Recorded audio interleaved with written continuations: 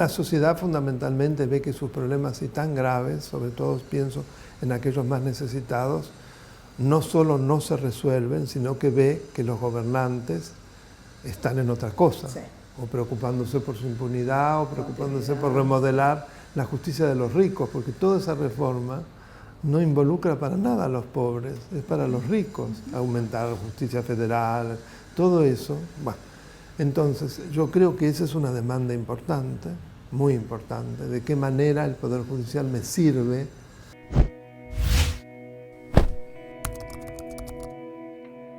Bueno, Daniel, muchas gracias por recibirnos y permitirnos pensar un poco la democracia juntos. Y muchas antes gracias de empezar, por invitarme, para mí un placer. Por favor. Antes de empezar, me gustaría preguntarte qué recuerdos tenés de aquel 1983, dónde estabas y qué recordás. Estaba en Buenos Aires, yo había regresado después de haber hecho un posgrado en París, hacía muy poco tiempo, y en gran medida porque se había abierto a la democracia. Nunca fui perseguido, pero me salió una beca del gobierno francés y me fui para estudiar a Francia en el 74 y bueno, recién regresé en el 81. Con lo cual se abría una oportunidad para mí extraordinaria. La gocé muchísimo, era un hombre joven, ya estaba casado, tenía 2 niños muy chiquitos y era como, bueno, uno le va a dar un país diferente a ellos. El cierre de la campaña de Alfonsín fue una fiesta inolvidable, valga, a pesar de que es el nombre de una película conocida. Yo me había afiliado al radicalismo precisamente para votarlo a Alfonsín, como tantos en aquella época, porque era la gran esperanza. Y ese acto fue realmente extraordinario, así que fue una enorme felicidad. Realmente. Qué bueno. ¿Y qué visión o qué idea tenías de la democracia en una época en donde no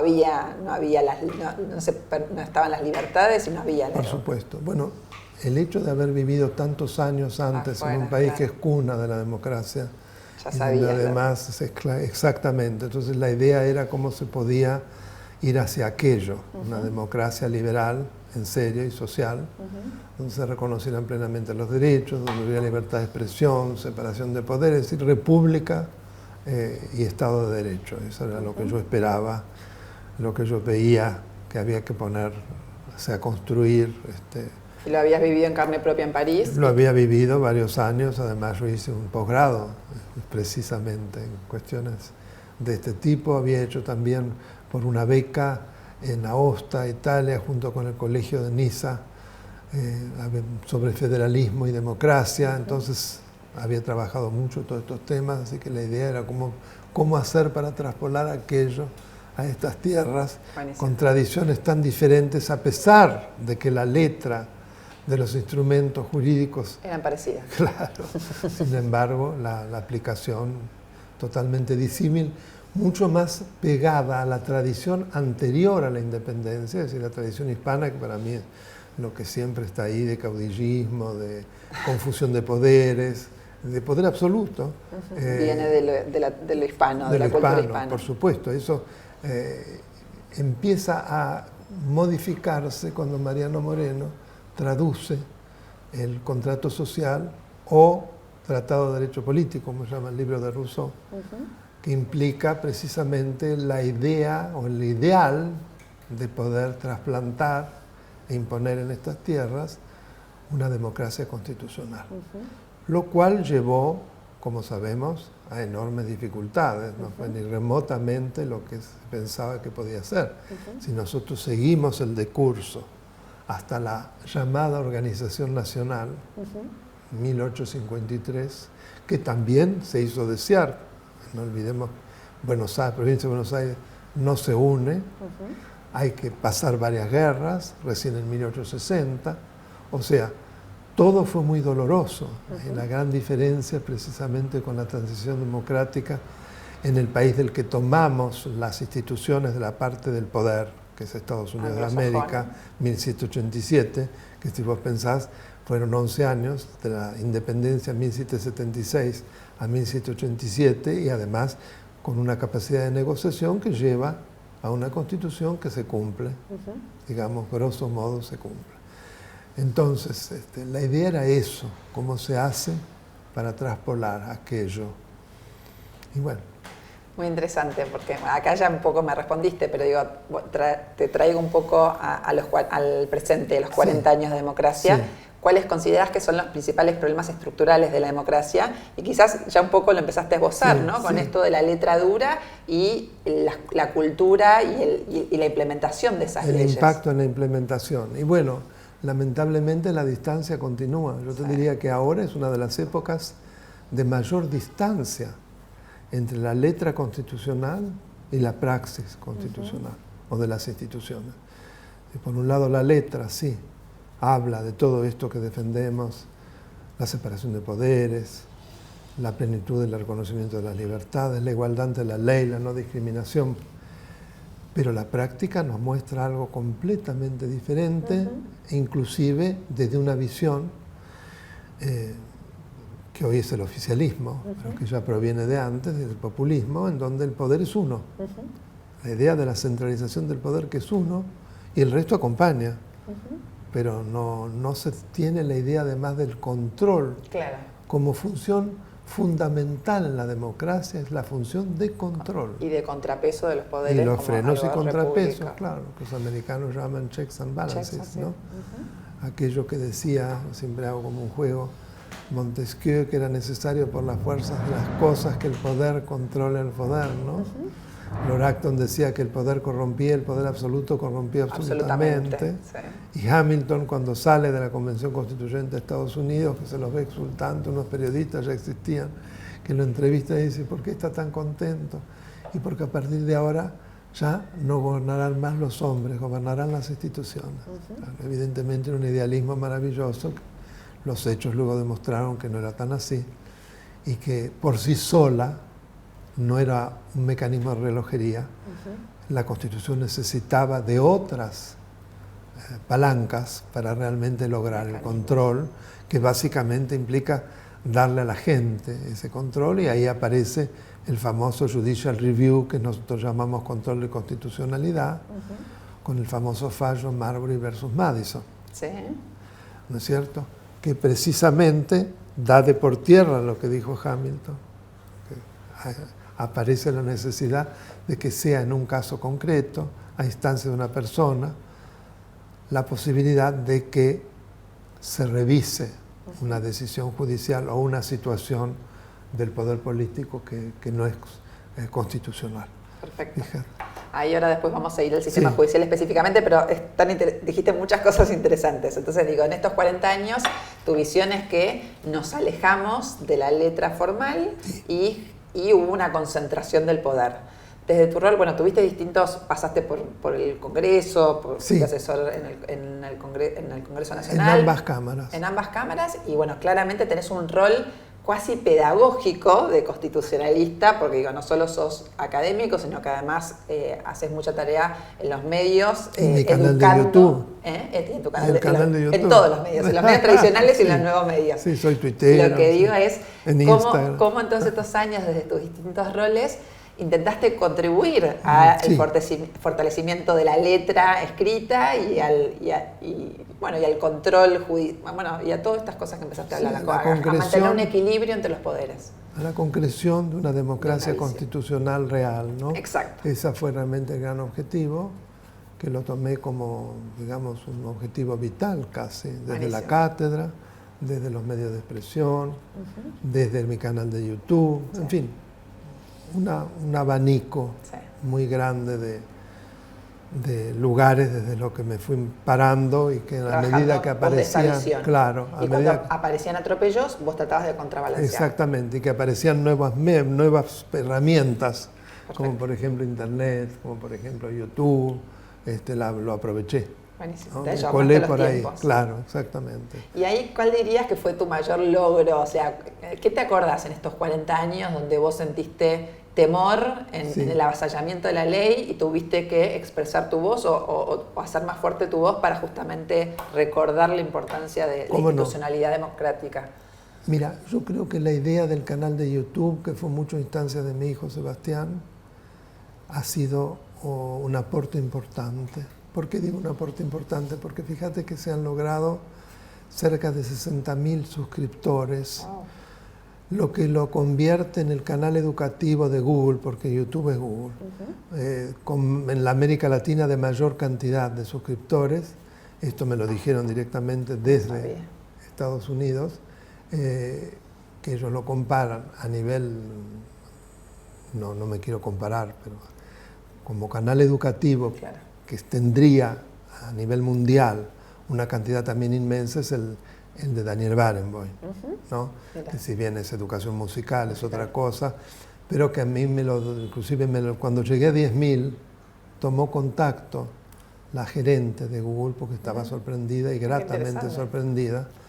Dice, tenemos muchas cosas que no nos gusta, porque es libre, se puede hacer, pero tener un canal como el suyo nos jerarquiza muchísimo, así que toda la ayuda, todo el apoyo que podamos.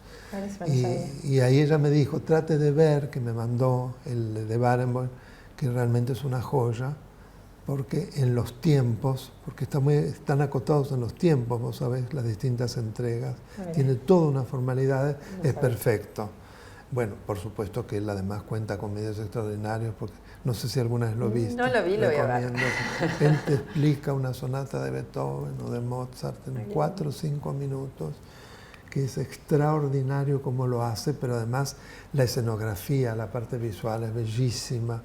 Así que me dijeron tomar los tiempos, por supuesto lo visual. Yo después me asocié a un canal de comunicación que es Uptown, que está en San Telmo, donde yo grabo, y que me ayudan muchísimo. Hay un community manager además allí, o sea, ya es un equipo para poder manejar todo. O sea, yo le dedico más o menos a las redes y unas 2 horas diarias fácil.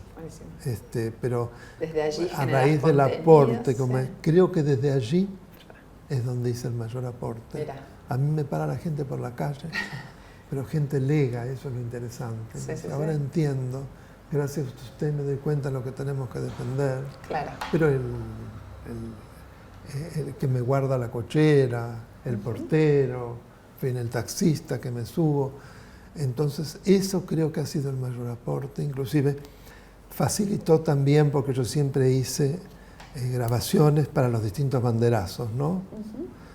Y creo que, porque me lo han dicho, que incidió muchísimo en haber permitido una mayor difusión y un mayor número de gente en el banderazo. Sí. En otras entrevistas salía esto, ¿no? El tema, bueno, porque claramente vos lo que tenés es un trabajo de concientizar a la sociedad el rol que tienen en la democracia, porque la verdad que la democracia no es votar cada 4 años, sino que tiene que haber cómo uno se involucra, de qué manera acompaña, cómo ayuda. Y el tema del involucramiento surge en los jóvenes, pero no tanto, es muy interesante, cómo vos tuviste una misión clara o un rol claro en concientizar a la ciudadanía sobre el rol permanente que tenía en la democracia durante estos 40 años. Sí, y vos sabés que el canal de YouTube tiene distintos capítulos.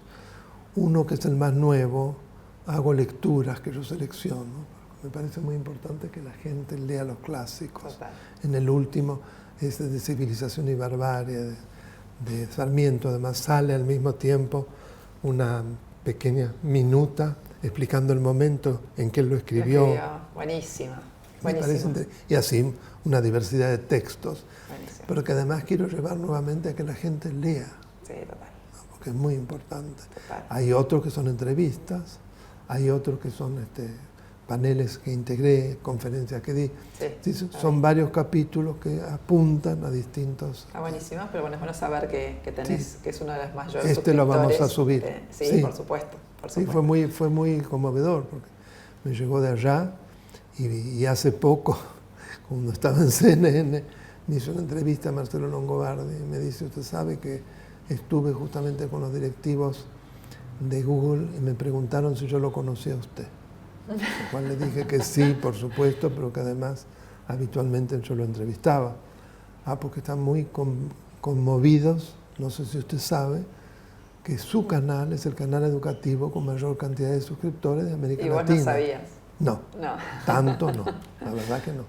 Bueno, y más allá de lo digo con mucha satisfacción y agradecimiento a la gente. Totalmente, totalmente. Bueno, lo vamos a seguir promocionando y vamos a subir este contenido, por supuesto que ahí. Y más allá de tu rol específico, ¿cuál considerás que es la debilidad institucional? Porque hablamos un poco de... En la Argentina. En la Argentina. Bueno, la debilidad institucional, que yo nuevamente vuelvo a la colonia hispana, es la personalización del poder.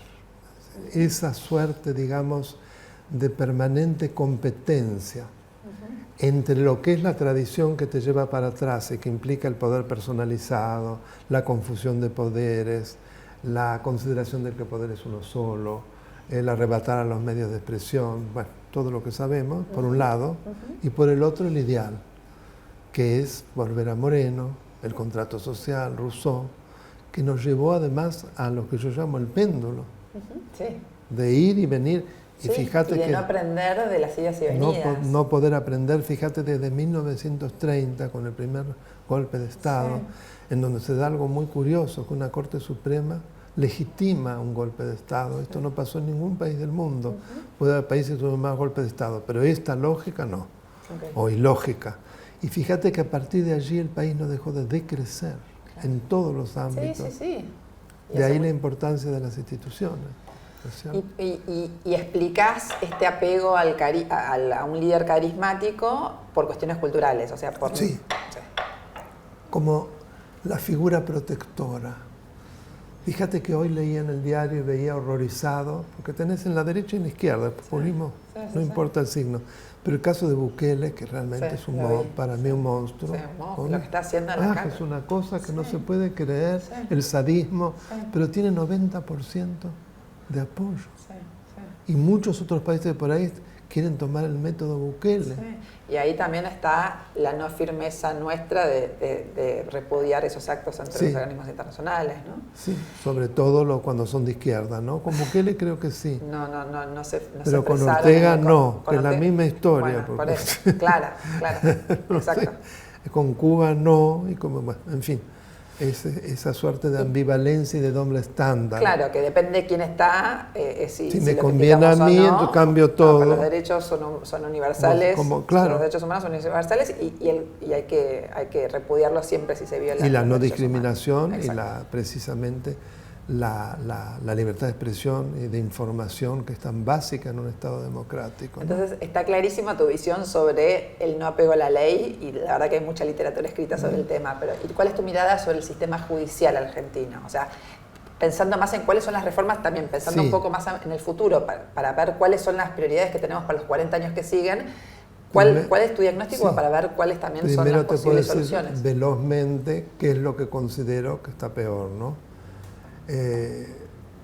Por un lado, tenemos distintas justicias.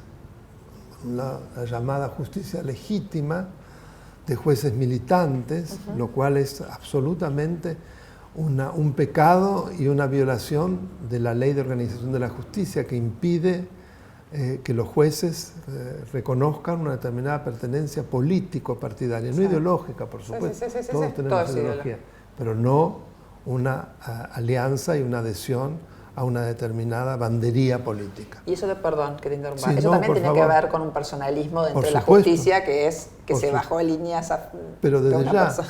Fíjate que en el Estatuto de Justicia Legítima, que ya el nombre es irreverente porque quiere decir que toda la otra es ilegítima, pero ahí se dice que en todas circunstancias los jueces tienen que fallar en función de los intereses del movimiento nacional justicialista, que en realidad del kirchnerismo, no sé cómo lo llaman ahí, pero el que era en el momento, frente de todo lo que fuere, lo cual imagínate lo horroroso que es esto. Desaparece la separación de la justicia, es una justicia totalmente interesada y además desigualitaria, porque va a fallar en determinado sentido cuando es para los amigos y para los que son los adversarios o enemigos, porque es visto totalmente de enfrentamiento frontal, en cambio se le aplica lo contrario.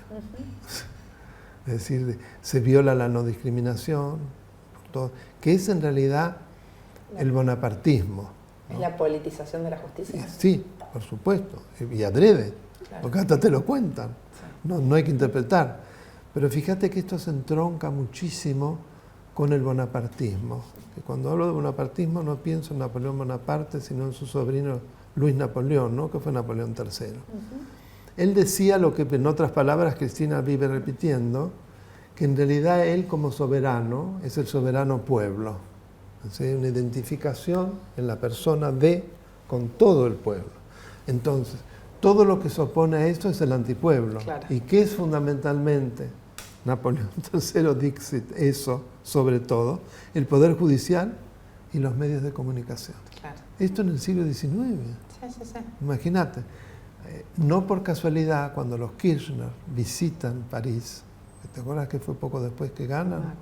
Lo primero que piden visitar es los inválidos, la tumba de Napoleón, que hay que agacharse. Que les encantó eso, ¿sí? Y que después imitaron en la tumba de Néstor, que parece que también. Entonces, ahora entiendo tu comentario al principio de que como nunca estaba cerca, o sea, se acortó en realidad se alargó la distancia entre la ley y la práctica, porque hay toda una decisión política de avanzar con el juicio político a la Corte Suprema, y eso es algo que hay que evitar a toda costa. A toda costa, porque imagínate que si cada vez que a un determinado poder político no le gusta un fallo, trata de remover a quienes dictaron el fallo, no hay justicia. Bueno, pues entonces podemos decir, o sea, con un abogado constitucionalista de tu trayectoria, o sea, podemos decir que la calidad de la democracia depende también de la independencia y la calidad de la justicia, y que eso no, o sea, es algo que tenemos que preservar. Esencialmente, porque fíjate que ya el término Estado de Derecho implica anteponer el derecho a el ejercicio de la autoridad. Sí. ¿Y quién es el que marca el paso para que eso sea así? El Poder Judicial. Sí. Si no es independiente, se derrumba toda la República, se desmorona. Y también, y relacionándolo con lo que dijiste antes de la conciencia cívica, ¿no había, previo a estos atropellos, una deslegitimación del Poder Judicial, del sistema judicial o de la institucionalidad del Poder Judicial, al alejarse de la solución de los problemas de la gente? Sí, porque para la gente en gran medida, no olvidemos, que identifica el poder con una persona. Sí. En la medida que esa persona es popular, todo lo que implica algún tipo de control, sobre todo del Poder Judicial y también la prensa, implica no dejarlo gobernar. Esto ha cambiado recientemente en una porción importante de la sociedad, pero no era así. Entonces, va de suyo con lo que la gente piensa, o mucha. Hay una dialéctica, no sale de un repollo. Entonces, los jueces, si no tienen un apoyo, es el poder, digamos, más solo. Si no tienen un apoyo de la sociedad que los acompaña, es muy difícil que puedan tomar decisiones que impliquen un control de la autoridad, en el momento además en que la autoridad está en la cima de su popularidad. Está perfecto. Eso se entiende cuando tiene que actuar como contrapoder del poder político. Sí. Pero lo que yo también me refería, si no hay que hacer como un mea culpa de que muchas veces la justicia llegaba tarde y mal, y eso también generó... Pero sin ninguna duda, además acá hay un serio... Perdóname, Natalia, por ahí querías terminar. No, está bien. Un serio problema que es para muchísima gente, la justicia no existe porque no tiene acceso. Claro, bueno, sí.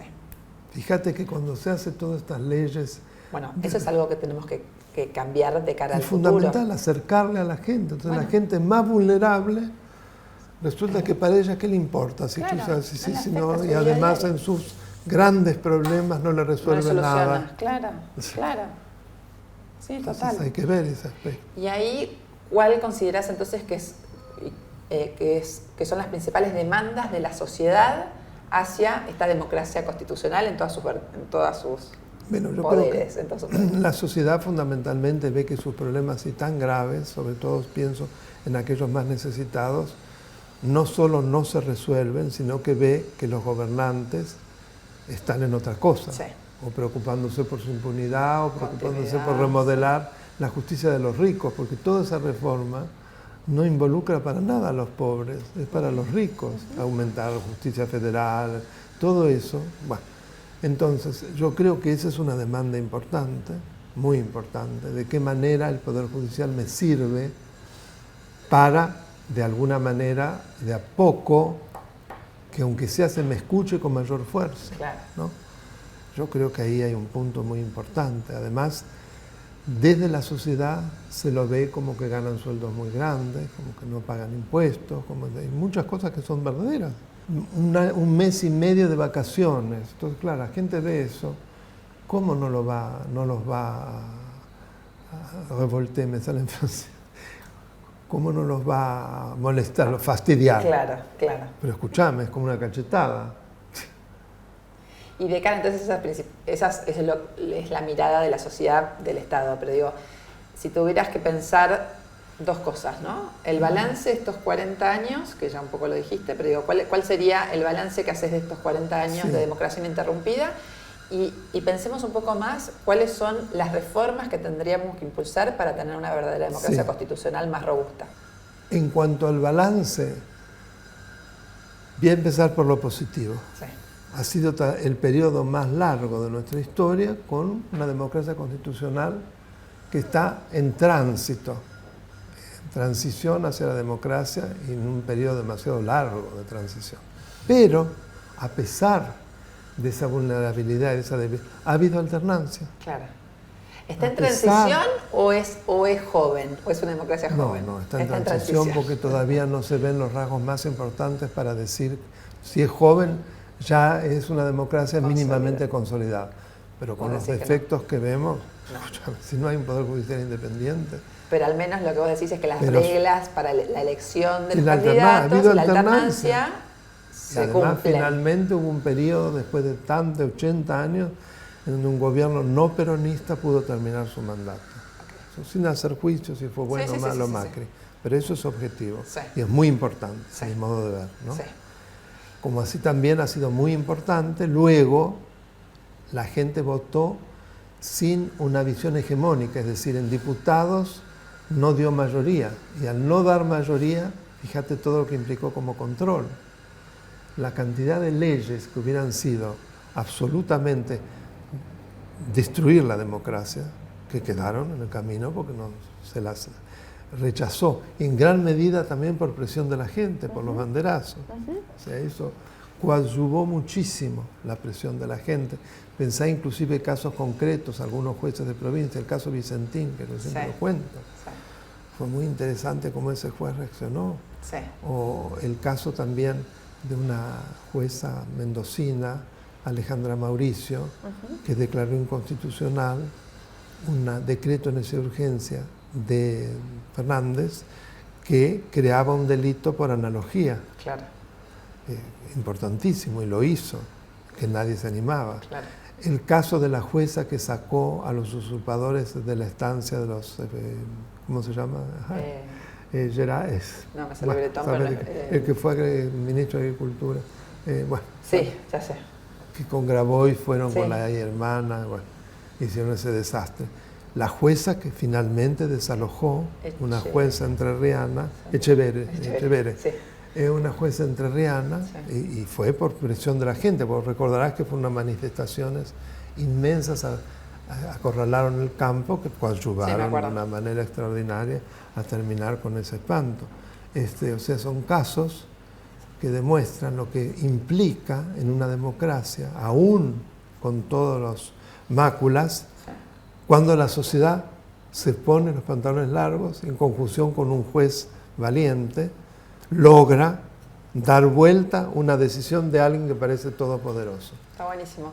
Para terminar de entender, y estas son las últimas, sí, entonces, la democracia, es interesante, hablas de la democracia en transición, sería plena cuando efectivamente estos tres poderes sean independientes y no haya una tratar de cooptación. Exactamente. Entonces, vos pensás que el principal trabajo es eso, trabajar en la independencia de los poderes. Sin ninguna duda. Y en esto que empezás a esbozar como también camino de cambio, de presión de la sociedad, y entiendo que vos quizás apostás a eso desde lo pedagógico, es este apego a la ley. ¿No puede también surgir de abajo para arriba? O sea, ¿cómo se cambia culturalmente el desapego o las prácticas a las que estamos acostumbrados? Por supuesto que sí, ha habido un cambio muy interesante.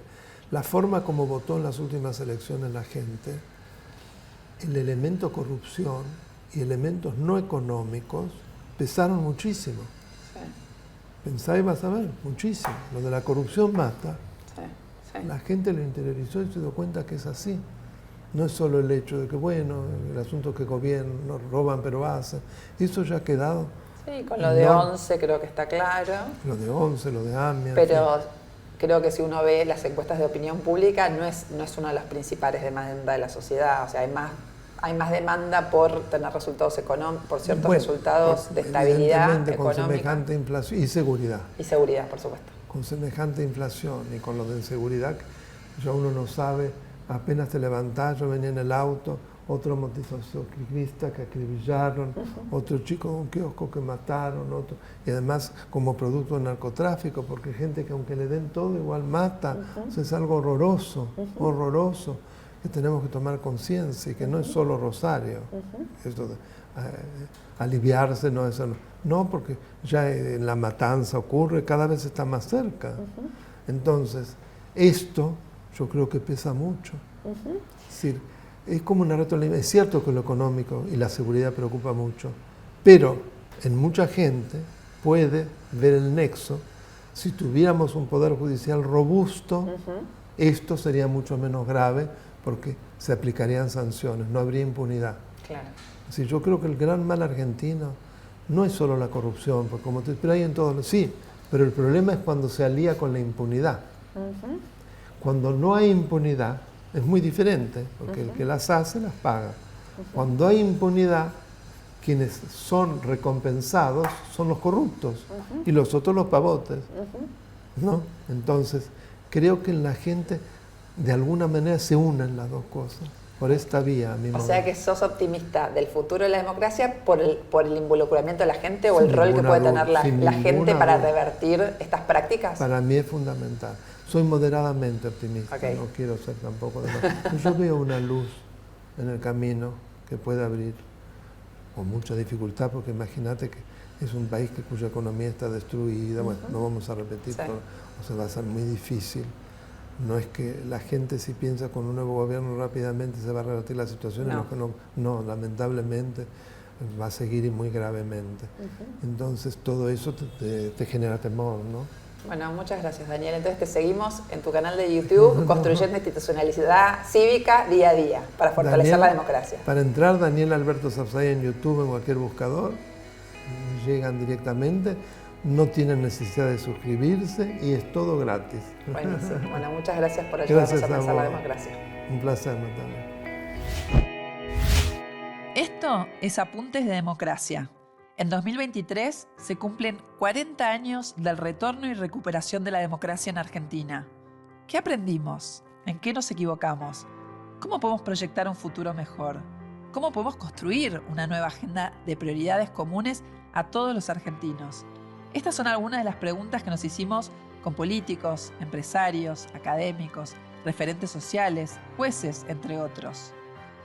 Apuntes de Democracia busca ser un espacio de análisis crítico y plural, del camino recorrido y una propuesta de posibles consensos para las próximas décadas. Para lograrlo, tenemos que conversar. Soy Natalia Fidel y te invito a reflexionar en busca de acuerdos.